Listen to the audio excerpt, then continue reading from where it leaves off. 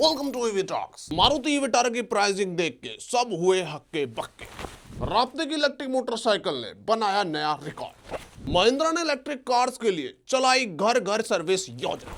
JSW की पहली car में आई अड़चन एंड और भी बहुत कुछ इस वीडियो में आज आपको पता लगने वाला है, क्योंकि ये अपना ईवी टॉक्स के अंदर पूरे हफ्ते की तगड़ी ईवी न्यूज आपके लिए लेके आते हैं। कौन सी बाइक लॉन्च हो रही है, कौन सी गाड़ी लॉन्च हो रही है, ईवी की दुनिया में क्या इनोवेशन हो रही है, क्या लफड़ेबाजी हो रही है, जो कि आपको सुन के देख के बहुत ज्यादा मजा आता है। तो स्टार्ट करते हैं न्यूज नंबर 1। दोस्तों, टाटा पंच ईवी ने सबको शॉक्ड कर दिया है। रिसेंटली इन्होंने अपने एक टीजर डाला है जिसमें जो 2026 की पंच ईवी आएगी उसका इन्होंने एक रेन टेस्ट डाला है। उस रेन टेस्ट के अंदर एक बंदा जयपुर से लेके गुजरात हिम्मतनगर तक टाटा पंच ईवी को लेके जाता है और टोटल कवर करता है 593 किलोमीटर की जर्नी। अब 593 किलोमीटर बहुत बड़ा नंबर हो जाता है। इनकी हैरियर ईवी भी नहीं देती इतनी रेंज। तो खैर मैं आपको बता दूं, ये जो डेटा आप कह सकते हो थोड़ा सा बड़ा चढ़ा के दिखाया गया है। कैसे? हाइपर माइलिंग करके। हाइपर माइलिंग क्या होता है? जब आप गाड़ी को बहुत कम स्पीड या फिर एवरेज से कम स्पीड पर चलाते हो तो आपको रेंज ज्यादा देखने को मिल जाती है। इस रेंज टेस्ट में भी जहां तक यही सीन हुआ है, लेकिन रियल वर्ल्ड में आप मान सकते हो 300-350 किलोमीटर के आसपास रेंज मिल जाएगी। लेकिन एक डाउट यहां पे डेफिनेटली क्लियर हो गया है। अब तक माना जा रहा था कि भाई टाटा पंच ईवी के अंदर हमें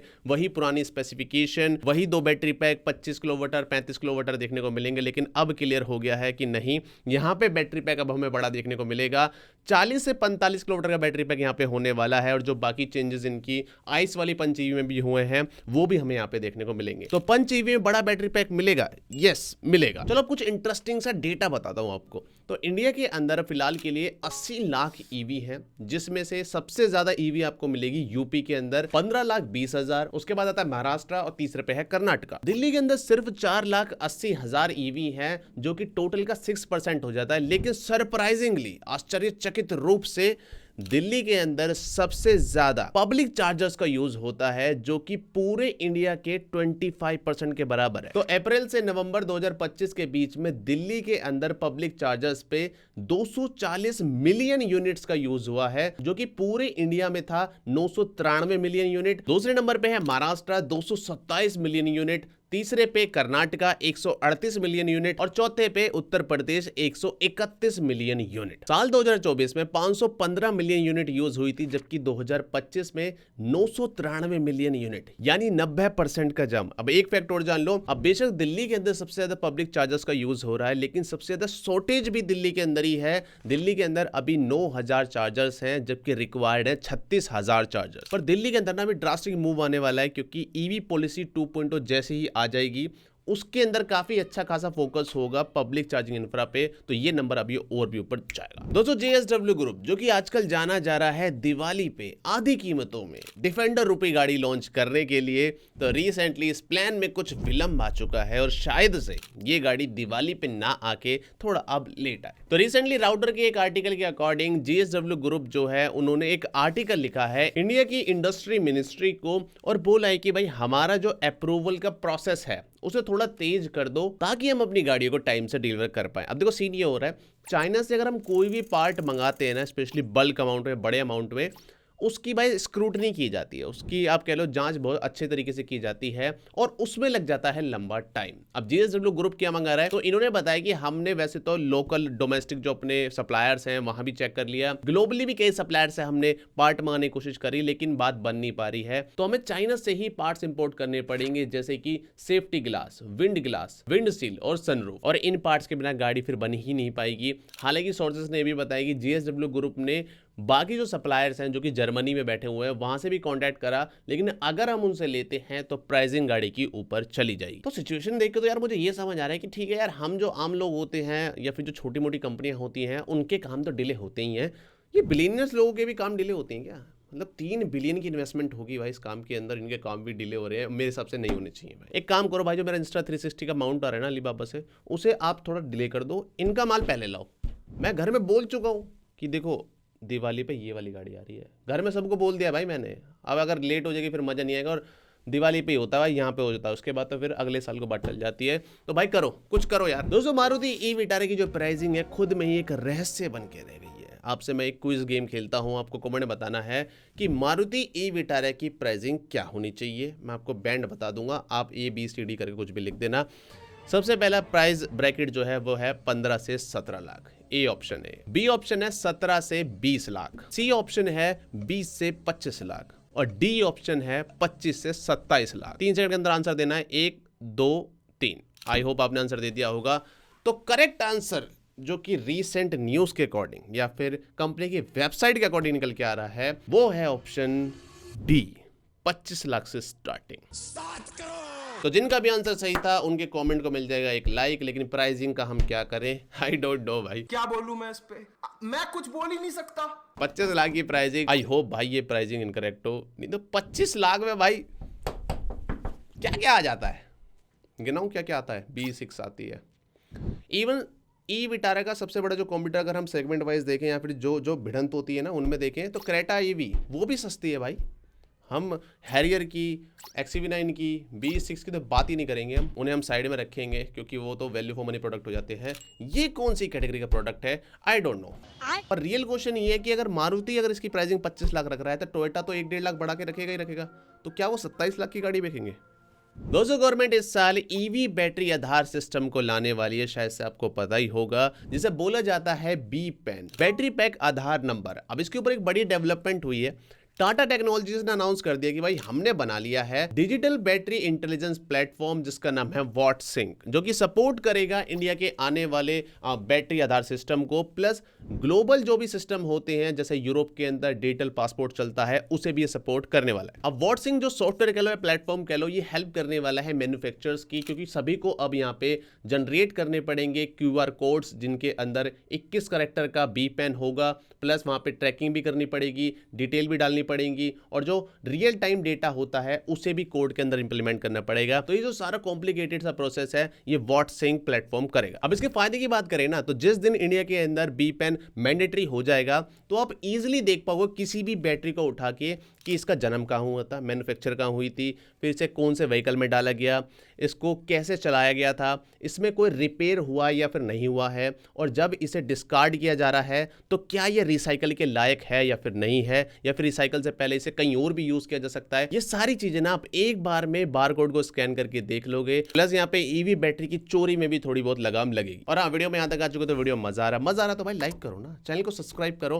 और वीडियो को हाइप भी मारो। दोस्तों रिसेंटली आपने देखा होगा महिंद्रा की इलेक्ट्रिक कार को लेके ना या फिर उनकी सर्विस को लेके कुछ नेगेटिविटी आई थी। अगर हम वेनम टेक वाला केस हटा दें क्योंकि वहां पे इंश्योरेंस इन्वॉल्वमेंट ज्यादा थी, वैसे भी कुछ ऐसे केस आए थे जहां पर कुछ नेगेटिव सेंटिमेंट सेट हो रहा था महिंद्रा की इलेक्ट्रिक कार की सर्विस को लेके। लेकिन अच्छी बात यहां पे है कि महिंद्रा ने एक स्टेप और आगे करा है। इन्होंने आफ्टर सेल सर्विस को सुधारने के लिए कई सारे स्टेप लिए हैं, जिसमें से सबसे ज्यादा जो हाईलाइटेड लगा मुझे वो था इनका मोबाइल ई-वैन, जिसकी फुल फॉर्म है इलेक्ट्रिक व्हीकल असिस्टेंट नेटवर्क। ये एक तरीके का भाई मिनी सर्विस स्टेशन है ऑन द व्हील। अब इसके अंदर देखो कई सारी सर्विसेज प्रोवाइड करने वाले हैं। बैटरी तो इसके अंदर है ही जिससे आपकी गाड़ी को चार्ज किया जा सकता है, लेकिन जो बाकी की चीजें होती हैं जैसे कि periodic service, maintenance, washing, minor repair, hydraulic scissor lift, wheel balancer और नॉर्मल जो कार केयर सर्विस होती हैं वो सब कुछ कस्टमर की लोकेशन पे। फिलहाल के लिए सर्विस को सिर्फ दिल्ली NCR में लॉन्च किया गया है, बाद में अदर सिटीज में भी इसे लाया जाएगा। लेकिन मैं कहूँगा गुड इनिशिएटिव, क्योंकि ना देखो महिंद्रा हो या टाटा हो, आज की मैं बात ही नहीं करता, वहां पे इनका नाम ज्यादा खराब है, लेकिन ईवी के अंदर ना आपकी जो गाड़ियां हैं वो भी लिमिटेड है। आपके नंबर्स कितने होंगे, 30-40 हज़ार आपकी टोटल गाड़ियां बिकी हैं। तो यहाँ पे सर्विस इंप्रूवमेंट करना बहुत ज़्यादा आसान है। अगर आप थोड़ा जोर लगा के सर्विस अच्छी कर लो तो आपका एटलीस्ट ईवी के अंदर तो सर्विस में नाम बढ़िया हो जाएगा। तो एक अच्छा इनिशिएटिव है और आई थिंक बाकी कंपनी को भी ऐसा करना चाहिए, जितनी बेस्ट से बेस्ट वो सर्विस दे पाए, स्पेशली ईवी गाड़ी के अंदर, क्योंकि ईवी के अंदर ना चैलेंजेस थोड़े ज़्यादा आते हैं, क्योंकि एक नया प्रोडक्ट है कंपनी के लिए भी और कस्टमर के लिए भी। तो सर्विस को बेटर करते जाओ। बाकी प्रोडक्ट वाइज टाटा और महिंद्रा दोनों ही अच्छा काम कर रही है। दोस्तों राप्टे की इलेक्ट्रिक मोटरसाइकिल ने इंडिया में एक नया रिकॉर्ड सेट कर दिया है। इन्होंने 19 दिन के अंदर 7,530 किलोमीटर की जर्नी कंप्लीट कर ली है, सिर्फ पब्लिक फास्ट चार्जिंग नेटवर्क का यूज करके। इस रिकॉर्ड को सेट करने वाले ईवी राइडर का नाम है बाला मणिकंदन। आप में से कुछ लोग शायद इनका नाम जानते होंगे।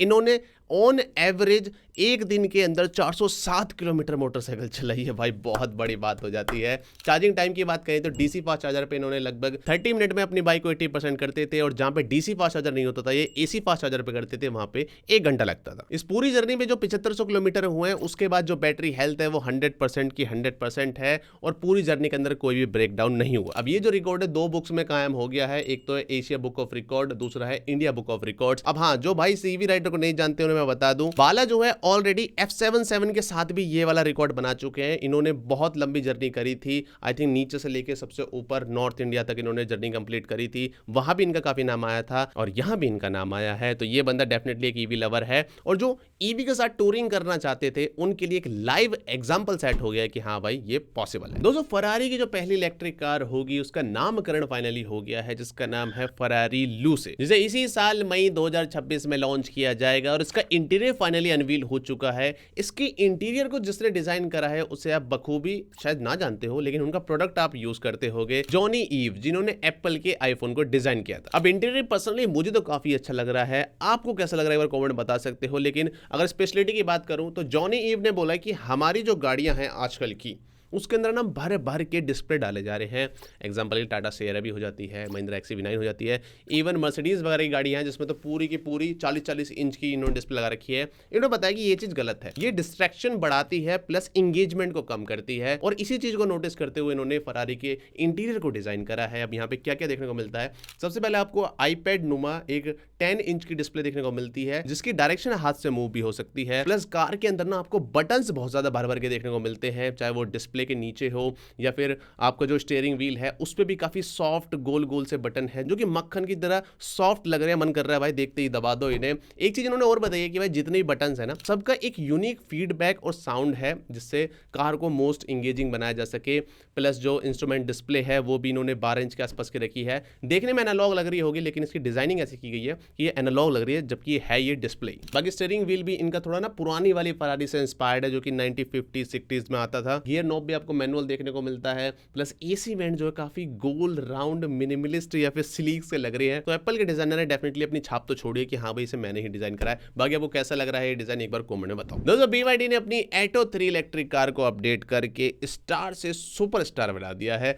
अब तक आपने देखा होगा एटो 3 कोई इतनी लाइमलाइट वाली गाड़ी नहीं थी, इतनी कोई इसकी बूझ नहीं थी, नॉर्मल गाड़ी से माना जाता था। लेकिन जो अब अपग्रेड की गई है उसके बाद डेफिनेटली ये चमकता सितारा बन जाएगी। तो एक्सटीरियर वाइज फरवरी 2025 में भी हमें एक अपडेट देखने को मिली थी, लेकिन अब जो करा इन्होंने वो करा है स्पेसिफिकेशन के अंदर। नई वाली एटो 3 के अंदर हमें अब ईवो की बैजिंग देखने को मिलेगी और सबसे बड़ा जो चेंज आया ना वो आया भाई ये पहले फ्रंट व्हील ड्राइव थी, अब इसे रियर व्हील ड्राइव कर दिया गया है। ऑल व्हील ड्राइव वेरिएंट के अंदर आपको 449 हॉर्स पावर मिलेगी जिससे 0 से 100 जाने में 3.9 सेकंड लेगी। मतलब BYD सील के काफी नजदीक आ गई है। बाकी इसके अंदर हमें बड़ा बैटरी पैक देखने को मिलेगा 74 किलोवाट आवर का जो कि 10 से 80% चार्ज होगा 25 मिनट के अंदर। पहले आया करता 60 किलोवाट आवर का जिससे आपको सर्टिफाइड रेंज मिलती थी लगभग 418 किलोमीटर की, लेकिन अब जो 74 वाला है वो 510 किलोमीटर की WLTP रेंज देगा, यानी पिछले वाले के मुकाबले सीधा 90 किलोमीटर का अपग्रेड। चाइना में इसे ऑलरेडी लॉन्च कर दिया गया है लेकिन इंडिया के अंदर से कब लॉन्च किया जाएगा उसकी अपडेट नहीं आई है। लेकिन हाँ ये गाड़ी अब थोड़ी सी कॉम्पिटिटिव हो जाएगी, स्पेशली जो टाटा महिंद्रा ने अपनी XC9 और हैरी भी लॉन्च कर रखी है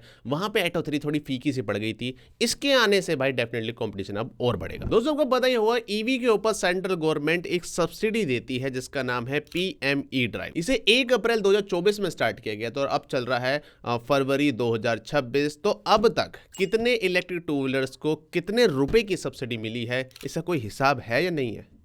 मैं बताता हूं। तो PME ड्राइव स्कीम के अंदर 1 अप्रैल 2024 से 31 मार्च 2026 तक टारगेट रखा गया था कि 24,79,120 इलेक्ट्रिक टू व्हीलर्स को सब्सिडी दी जाएगी 1772 करोड़ की। लेकिन रियलिटी में इतने व्हीकल्स को सब्सिडी नहीं मिली है। कुल मिला के अभी तक 14,39,224 इलेक्ट्रिक टू व्हीलर्स को 1182 करोड़ की सब्सिडी मिली है। और इन 14 लाख में जो टॉप 5 स्टेट है सबसे पहला है महाराष्ट्र, कर्नाटका, तमिलनाडु, उत्तर प्रदेश और राजस्थान। यानी कि 24 लाख वाला जो आंकड़ा है वो तो छूता हुआ नजर नहीं आ रहा है। और हाँ 31 मार्च 2026 तक ये सब्सिडी भी खत्म हो जाएगी, जिसका मतलब है जितनी भी इलेक्ट्रिक टू व्हीलर कंपनी है वो अब खुद का खुद देख ले भाई, क्योंकि इसके बाद से आपको सब्सिडी नहीं मिलेगी और आप एक्सपेक्ट भी कर सकते हो कि थोड़ा प्राइस में इजाफा भी हो जाए। और अब बात करते हैं कुछ क्विक अपडेट्स की। BYD ने ओवरटेक कर दिया है फोर्ड को ग्लोबल सेल्स के अंदर। SIAM के अनुसार इंडिया में 2030 तक 1 करोड़ EV हर साल सेल होंगी। ARI ने पुणे के अंदर 40 करोड़ की ADAS टेस्टिंग फैसिलिटी ओपन कर दी। महिंद्रा ने लॉन्च कर दिया अपना ओडो इलेक्ट्रिक ऑटो। इसकी रेंज है 200 किलोमीटर की